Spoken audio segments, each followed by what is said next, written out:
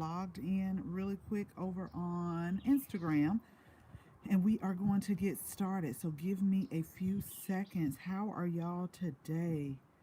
I hope you all had a amazing weekend. The weather is getting back to like I like it. Um, so I am happy about that because it was cold.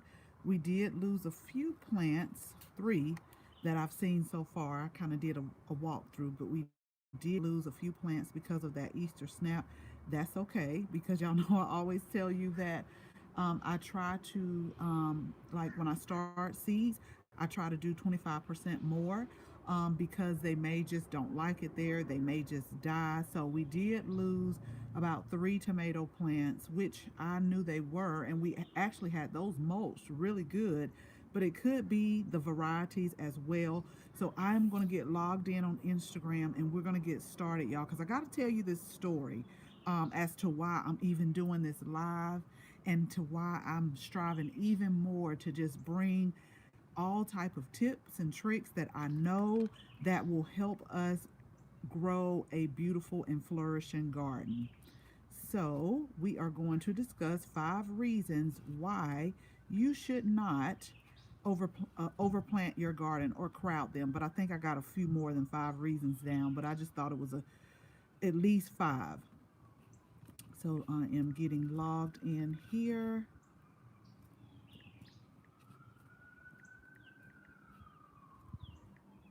My patio is so full right now of just plants that needed to be put out, and we're going to get to them. But I've been getting things done slowly but surely, but I just need to stop picking up more plants and starting more seeds. But that's another story. We'll talk about that on another live. Okay. I'm right at 12 o'clock. I'm coming, y'all. I promise you.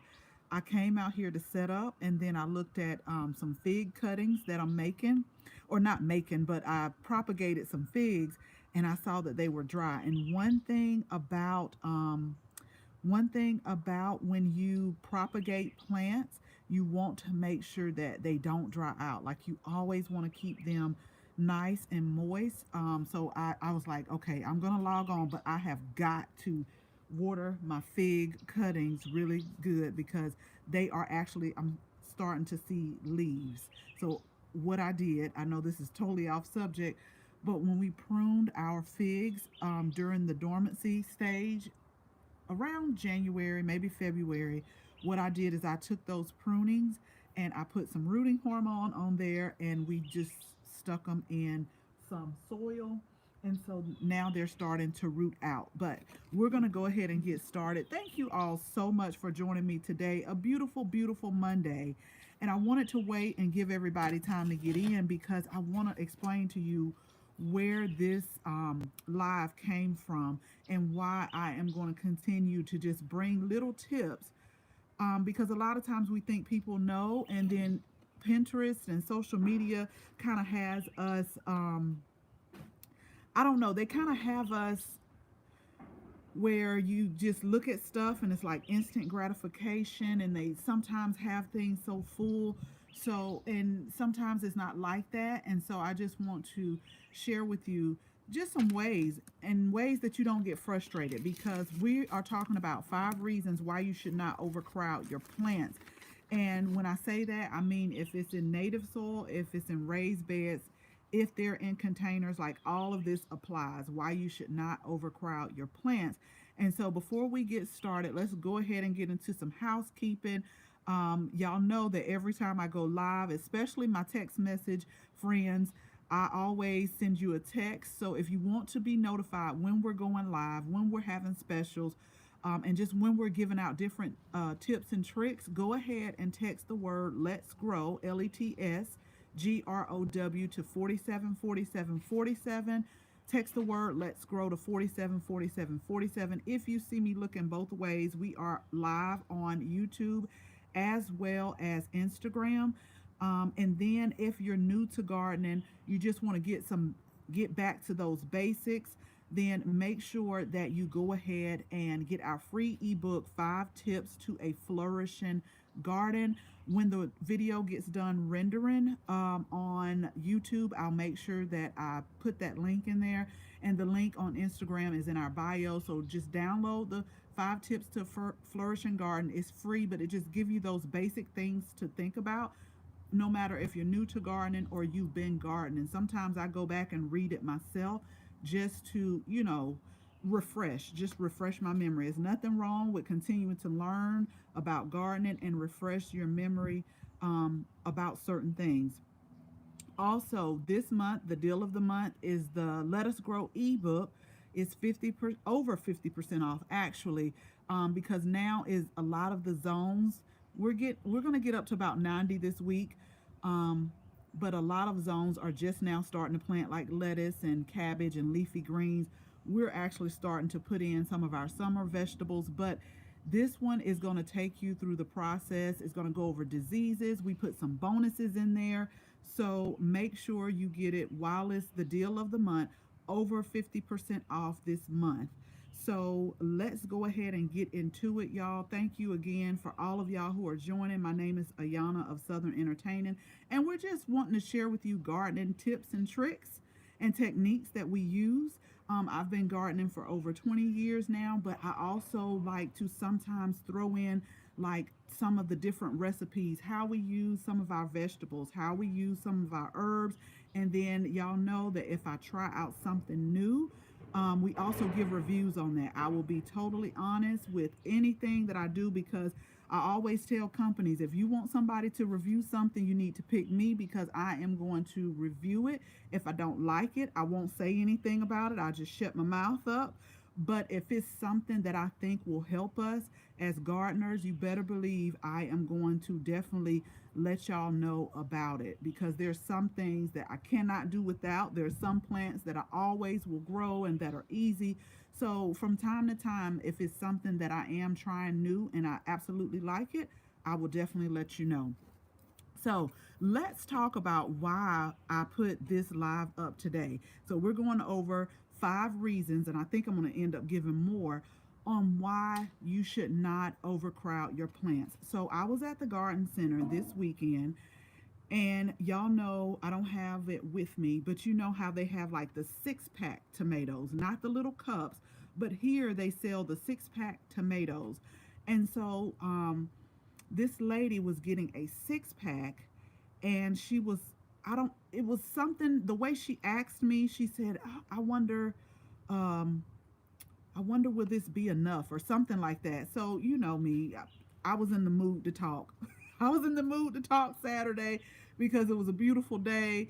And so I asked her, I said, well, how big is your garden space? Like, what are you planting in? Are you planting in containers, or what are you doing? Well, to make a long story short, she had like a 6-pack tomato, but the way she described her growing space, it wasn't big.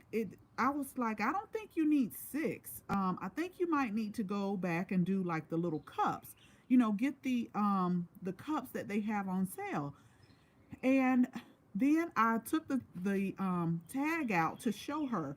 We just kind of looked on the back, socially distanced, of course, but I was showing her is depending on the type of tomato, it's important that you look at those labels, because this particular tomato that she was about to purchase with those 6-packs, like it said to space 2 to 3 feet, not inches. I don't know if she thought it was like inches or feet, but I was like, you have to space these like about 2 feet apart.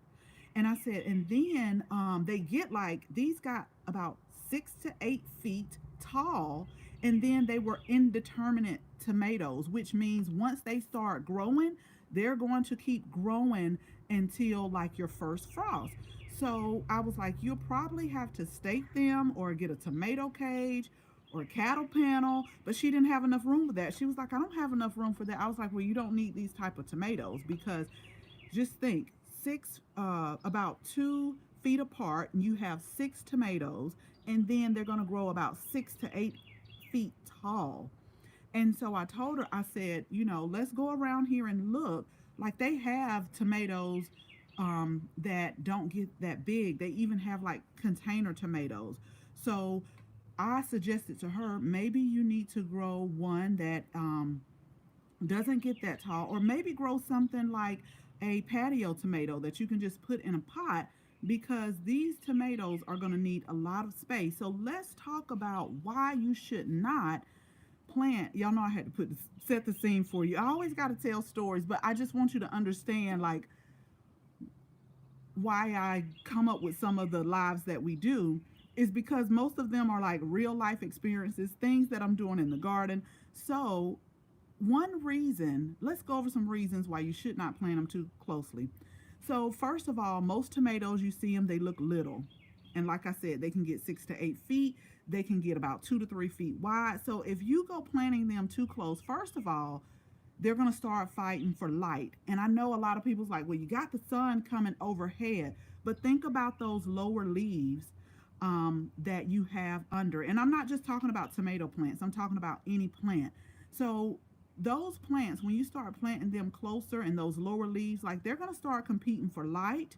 They can't get the light that they need. So that's reason number one. They're also going to compete for space, because although they look small when you get them, but those roots have to go down and spread out in the soil depending on like what the label says, how far apart to plant them, because you have the roots that have to get in that soil too. And if you have them too close together, then the roots are going to start bumping into each other, and so they're going to start competing for space as well. So they're going to compete for light, they're going to compete for space, and one thing that you want to do is you want to have some very healthy root growth. You definitely want to do that. This is my big one. This is what I tell people. They're going to start competing for nutrients, and somebody or both of them are going to lose. And when I say that is, just say for instance you put your slow release fertilizer in, you got them planted too close. Well, this plant wants one, this one wants one, and then like they're going to start competing. One may die, or both of them may say, you know what, I'm not finna even deal with this, we're going to both die. So it's a potential that you can harm your plants by planting them too close together, trying to give them nutrients, and they're going to start competing for nutrients. Believe me when I tell you, one of them or both of them, somebody's going to lose. I'm going to tell you that right now. Now, you'll be lucky if both of them do, but then let's keep going, because I'm going to tell you what will happen even if they don't just clunk out just then and there. Think about the moisture in the soil. They're going to compete because you want to keep them watered. You want to keep them where they don't dry out. So now they're going to be competing for moisture. So you got them competing for light now. You got them competing for space. You got them competing for nutrients. Now you got them competing for moisture. So again, somebody is going to lose. And if they don't, this is what is about to happen. You keep doing that to the plants. Now they're about to start getting stressed out. Plants do get stressed out like people as well. Plants get stressed out because it's too much.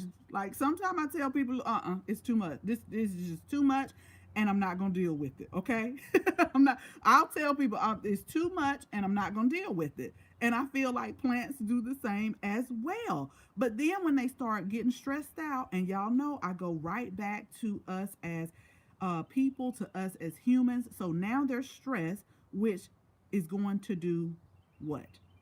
It is going to weaken their immune system. Like, think about us. It's going to weaken their immune system. And I tell people that's how a lot of pests and diseases start. Those pests know the healthy plants. They know the ones that are under stress. So now those pests are going to seek out, they're going to seek out those plants that are under stress, and that's when they are going to start attacking.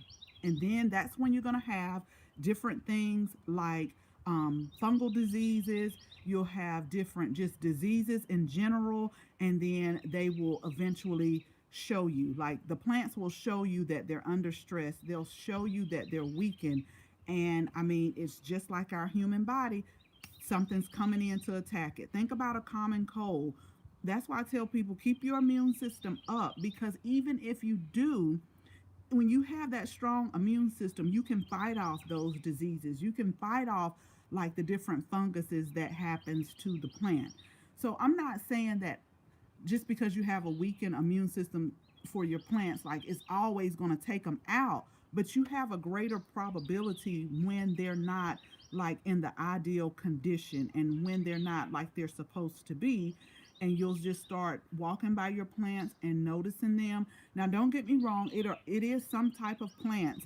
And I'm going back to tomatoes. Like there's some type of tomatoes when you read the package, they'll say like it's prone to a certain fungal disease or prone to different things. So that's why you want to do things like give it the proper spacing, give it if it needs a trellis, give it that. Some I'm not saying that you have to make a trellis, all that, but a lot of times when you let some of the tomatoes, go on the ground and touch the ground, and the like for us, we're already humid here. It's already and the ground stays wet like that, and they're trailing. Like you can introduce different diseases to that plant. So you want to give them the ideal condition, the ideal growing space. Like you want to think about the plants like your baby. You want to set your baby up so that it could be healthy and that it can grow.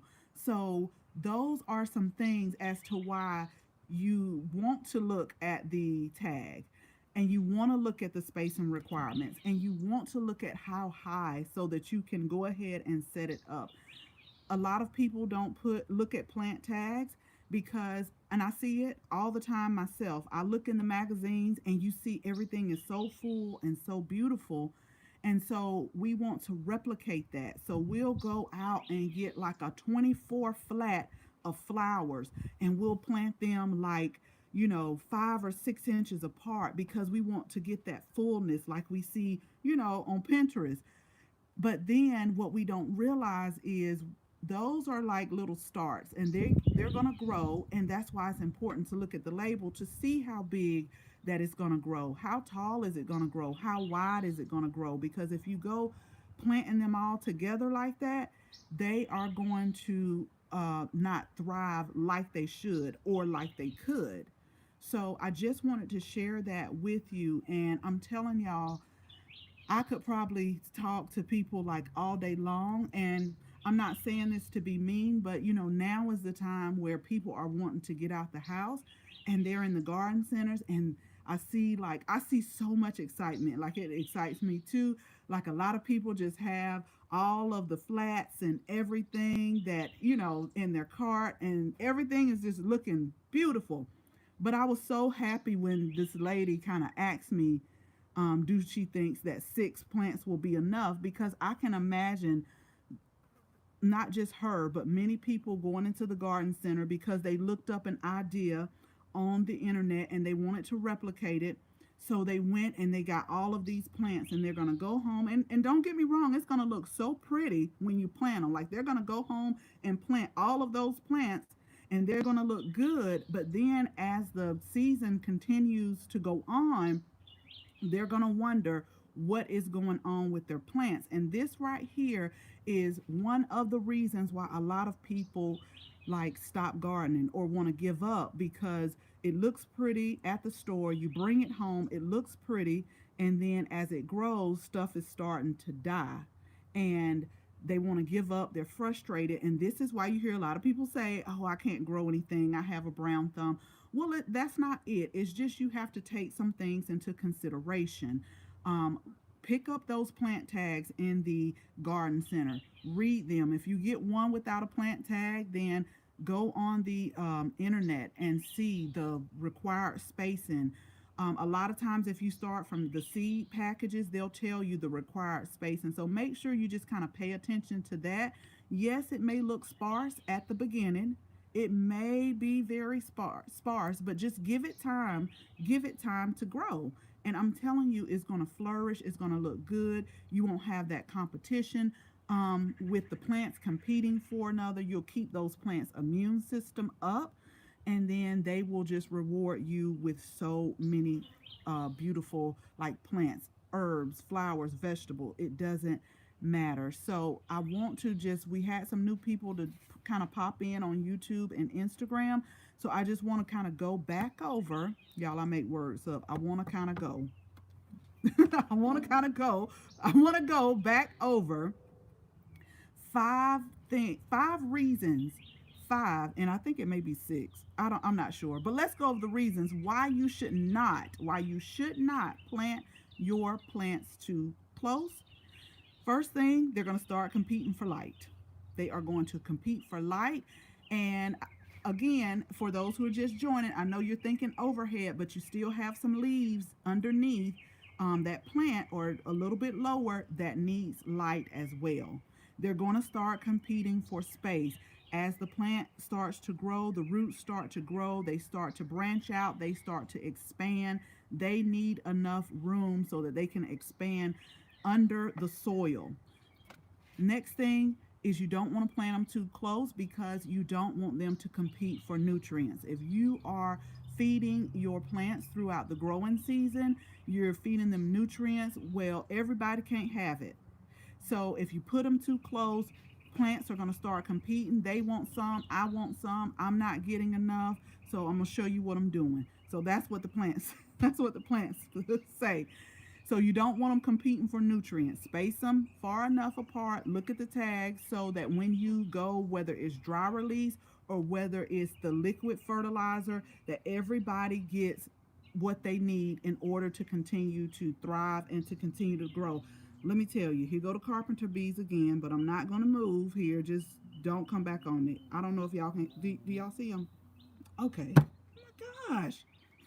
The carpenter bees are aggressive. But I always tell people don't start swatting at them because you're going to make them mad. So we did nutrients. Okay, so next they're going to compete for moisture.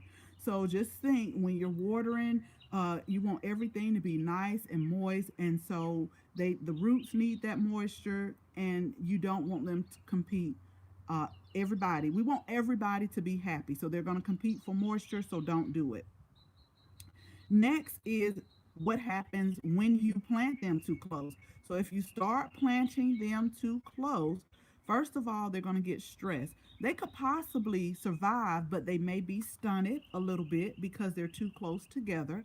So they're going to start getting stressed. And just like us, when we get stressed out, our immune system starts to become compromised. And that's when you can encourage different pests, different diseases, and then the pests can then single out who all doesn't have a good immune system, and that's when they start attacking your plants. Because I'm telling you, those pests are smart.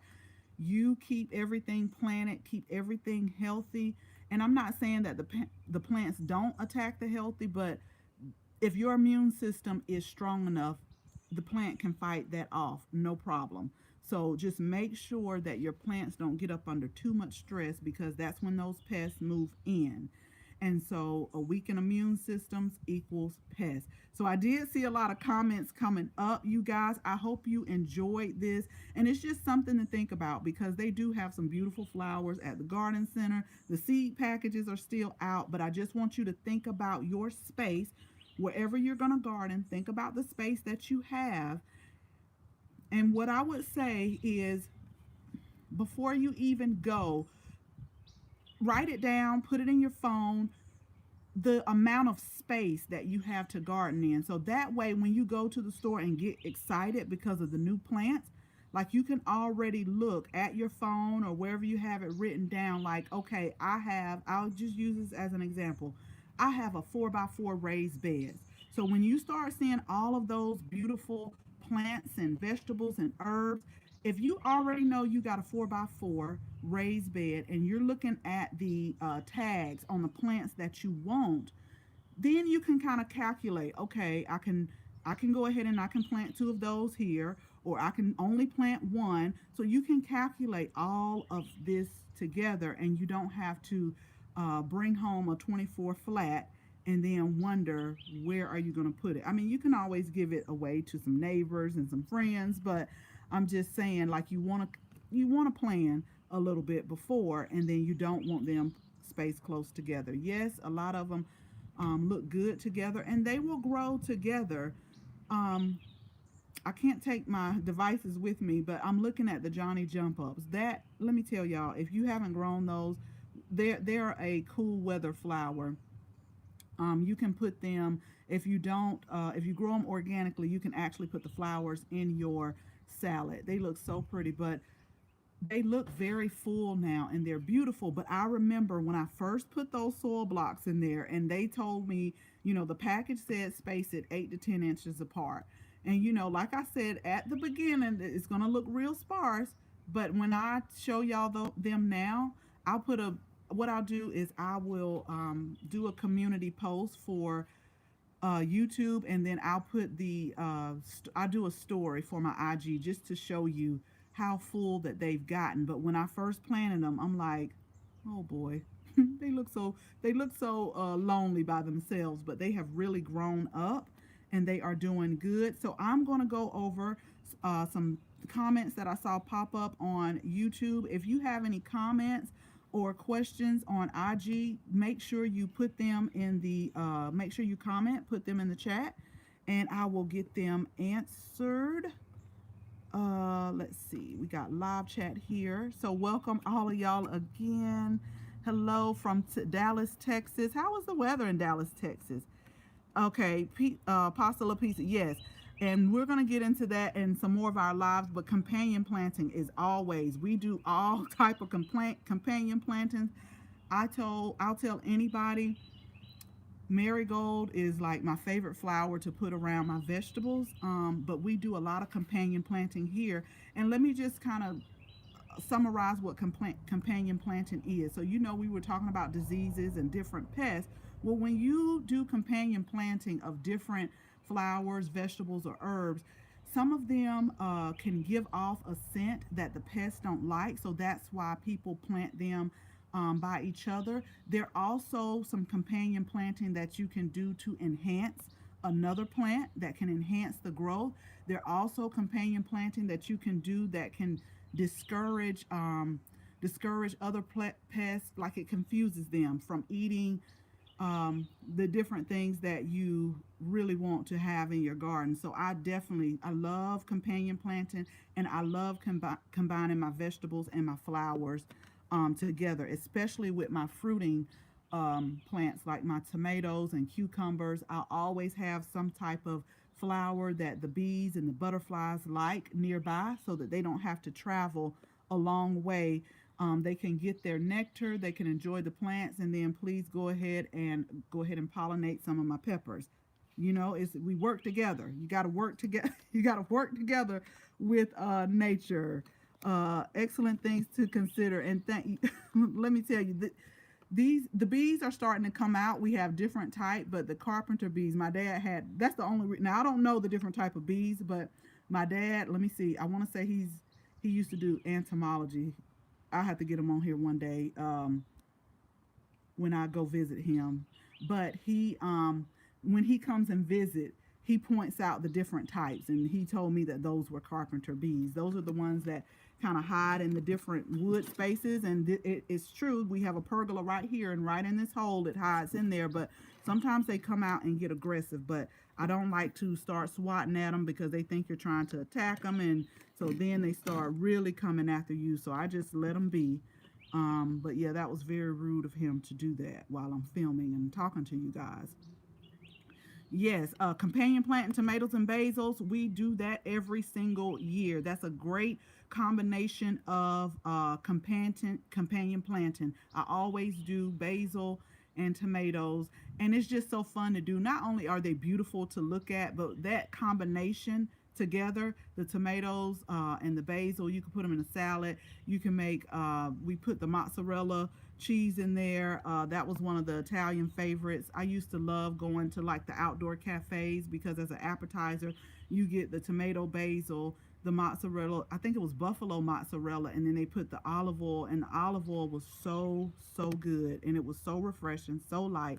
So that's like one of my go-to um, companion planting. Yes, yes, yes, yes. And when I say plant close together, like you can plant them together, but again, give them space because they're going to grow. Because some basil that we planted last year, We planted purple basil. It got like almost 2 feet, and I want to say maybe like 18 inches wide. And I don't think, I'm not sure if basil, I don't have, I'm going to tell you a crop that I planted that I did have a problem, and I didn't plant it close. And that's what I mean by some plants, like they're prone to stuff. So my spinach this fall, I saw them getting signs of powdery mildew. They weren't close together, but just sometimes certain plants are prone to certain things. So that's why you just give them the optimal growing conditions, growing space.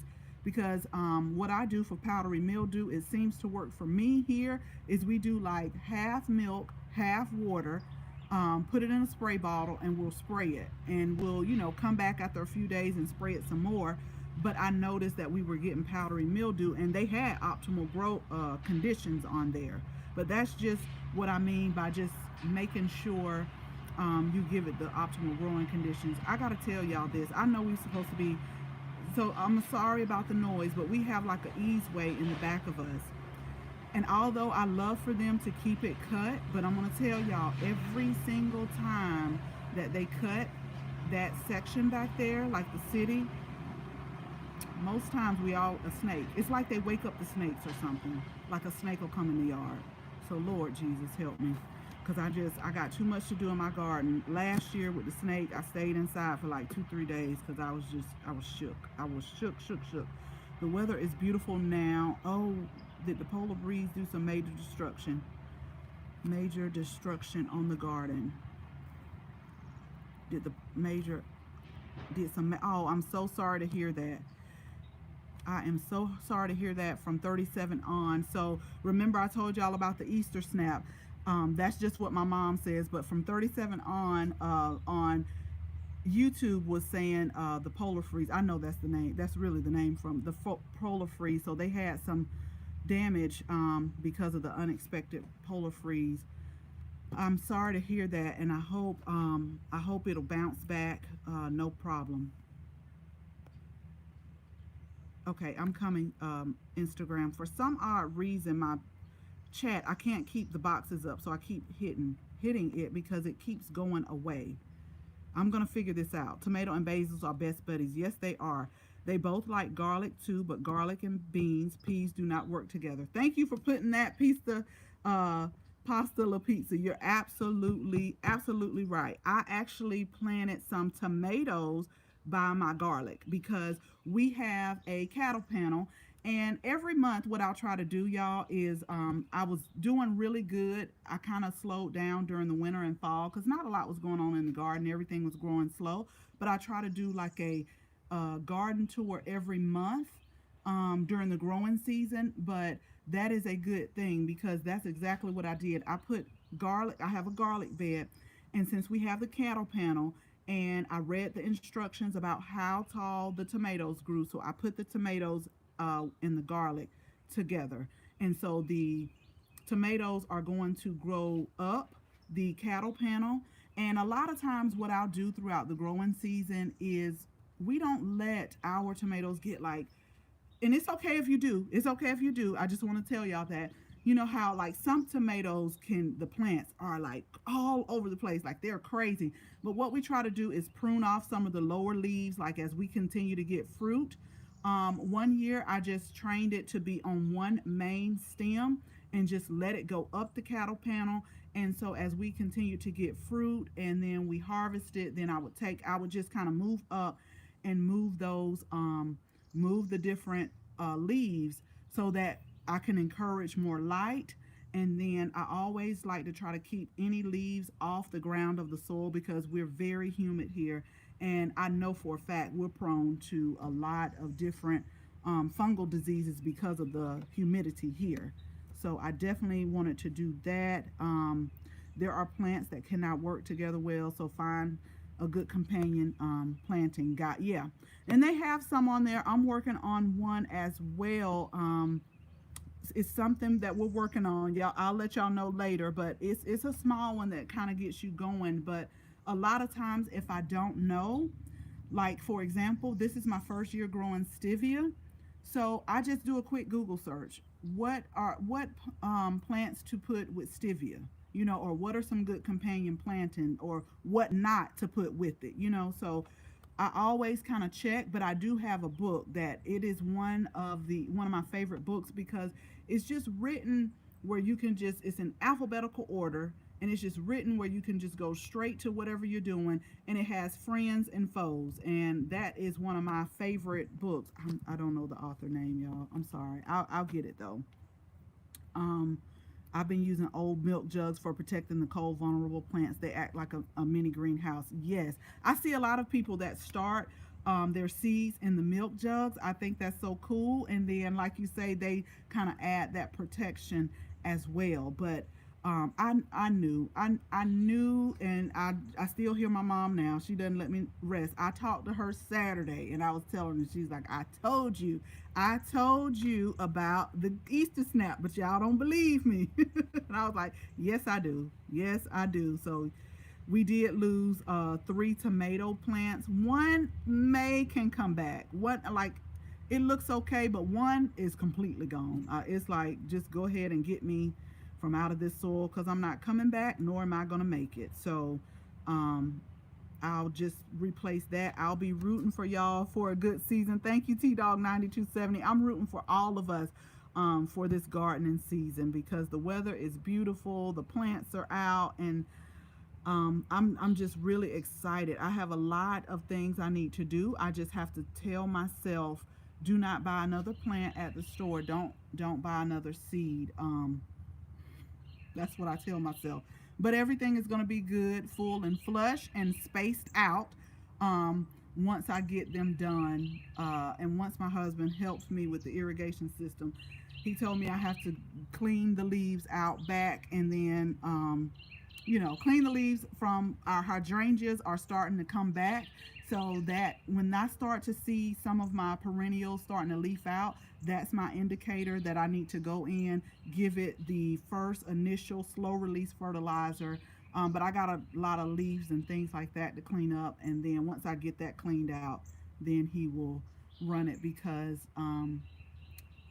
drip irrigation has really been a game changer for me, because I will tell y'all, I used to be out here 2 and 3 hours watering plants, and sometimes I would do like my grandmother did. I would just, for my perennials, I just stick them in there, go in the house for a few minutes, and just come back out. So I'm trying to convert over to at least 90% of my garden area, flowers, shrubs, vegetables, is really doing this drip irrigation, even soaker hoses, because it is definitely a game changer. And the sprinkler system, we're starting to tap into some of those heads, because overhead watering for us can be a challenge with the humidity here. It can definitely cause some diseases. So I'm just trying to get things to go straight down to the roots and to the soil. So thank you all so much for joining me today. Um, and I just hope this was helpful to you all as to why not to space your plants too close together. I'll make sure I keep both of these videos up. I thought I lost the one from Friday on Instagram. I'm not, but it's up. I mean, it's up if you want to go look at the one from Friday. But sometimes after I end it, it does some crazy things. So I'll make sure that I go ahead and put those up. So thank you all for joining me today. Remember, if you want to be notified when we go live, text Let's Grow, LETSGROW, to 474747. Make sure you like, make sure you comment. If you know somebody that is getting into gardening, if you know somebody who's been gardening and can use this information, make sure you like and share this information with them as well. And then if you're just getting started, make sure you download the free ebook, 5 Tips to a Flourishing Garden. So that's going to give you the basics. And then we are working on some stuff, y'all. I'm super excited about it. I will tell you I'm a little bit behind, but I don't know what it is about me thinking I am a perfectionist and nobody is perfect. And so I tend to keep going back, adding different stuff. But we got some good things lined up that I'm excited to share with y'all about really soon. And then also, don't forget the deal of the month, the Let Us Grow Together ebook. where not only it takes you through growing lettuce from start to finish, it goes over the different pests, the different diseases. We have some bonuses in there, and we also have a bonus recipe in there as well. It's over 50% off. We've had this lady the other day. She was so sweet. She just said, "You really have encouraged me to start growing some lettuce." And that's what I say. Start off with something easy. Start off with something you can handle. Make sure you look at your spacing requirements and just give it the essentials: the water, the nutrients, the air, the light. And don't get discouraged, y'all. Do not get discouraged if a plant or two die and you just want to like throw your hands up. I'm still killing plants today. I showed y'all on something the other day where one plant just it didn't like it and it died, but that is not a reason for you to give up. When you start thinking about wanting to give up, think about when you first learned how to ride a bike. When you fell off, did you just go in the house and just say, "I'm never going to ride a bike"? You might have took a break, but you still just keep going until it's just like riding a bike. Like nobody, and it's no way to do it. You have to do what works for you. I always tell people you have to do what works for you because all of us are all over the world. We have different environmental factors that affect different things. And so that's why I tell y'all, have a journal. Journal these things down and just keep going. Don't stop, just keep going. And I'm telling you, when you look at what nature and God provides, just like from one seed, like all of this can come. Like that's what keeps me going. Like I still can't believe how, like, even when I start my seeds, like one seed is turning into this. This is amazing and this is cool. Like I love it, and that's what keeps me going and just pushing myself. Like I push myself a lot to grow things that people say we can't grow here. Like, who said you can't? Try. Just try. But anyway, you all have a great rest of your day. Happy Monday. Again, thank you for joining us. If you have any questions, if you have any topics you want to talk about, make sure you DM me on Instagram, on YouTube. Make sure you um, send me a message. You can email me, Anna at southernentertaining.com, if you have any questions, if you want something specific that you want us to talk about, because we're all here to learn together so that we can grow a beautiful and flourishing garden. So with that said, I will talk to y'all again Friday at 6 p.m. Remember, we go live Monday at noon, Fridays at 6 p.m. so we can just kind of give people a chance to catch us live. Thank you so much, Angela. She always drives and listens to us, and sometimes she catches us live too. So thank you so much for joining us, and we'll make sure that we leave the replay up for everybody. So y'all enjoy your day, and we'll talk again soon. Bye, y'all.